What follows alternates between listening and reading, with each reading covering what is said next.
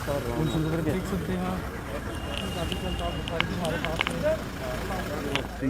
जो combined services के लिए एज जिसमें पहले ओपन मेरिट में 37 साल तक था, अब 32 साल किया गया था। मेरी रिक्वेस्ट मैंने एलजी साहब से की कि साहब ये एग्जाम्पशन को कंटिन्यू किया जाए, क्योंकि हमारे बच्चे खाली इसके लिए मेहनत करते हैं दोनों रीजन्स में, और मुझे उम्मीद है कि वो मेरी रिक्वेस्ट को एक्सीड करेंगे और 37 साल तक इजाज़त होगी इन बच्चों को इस इम्तिहान में बैठने की। 1-2 दिनों में I expect him to come out with some orders.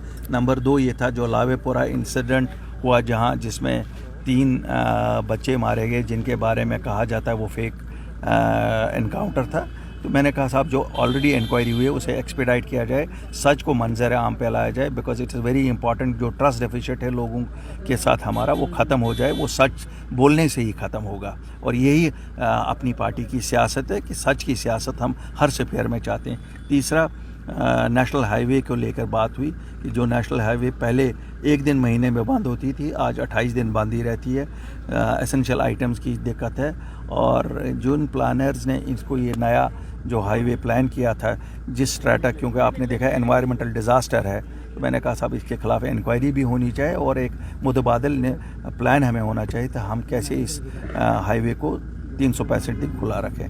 बाकी कोई जो डेवलपमेंटल के इशूज़। जम्मू कश्मीर अपनी पार्टी के प्रेसिडेंट अल्ताफ़ बुखारी जी आज लेफ्टिनेंट गवर्नर जी से मिले, और उनसे मुलाकात करते हुए ने सबसे पहले जो बात थी वो जो एज रिलैक्सेशन की बात की जा रही जम्मू कश्मीर में।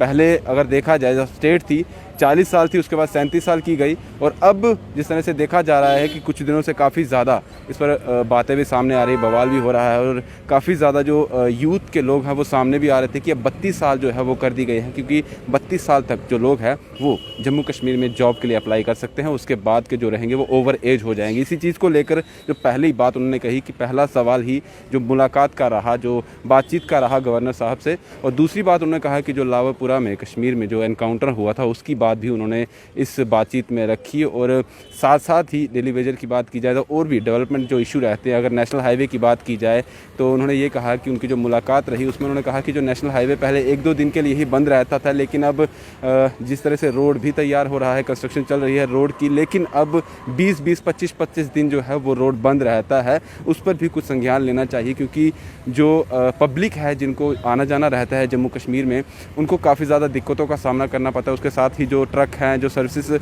एसेंशियल सर्विस से जुड़े रहते हैं ट्रक हैं, उनको भी काफ़ी ज़्यादा जो है मुश्किलातों का सामना करना पड़ता है। इन्हीं सब चीज़ों पर सारी मुलाकात हुई, और ये उनका कहना था कि डेवलपमेंट ही रही, हमारा जो मुद्दा था डेवलपमेंट का रहा, और आगे भी इस तरह की बातें होती रहेंगी। अब देखते हैं कि इससे क्या निकल के आता है।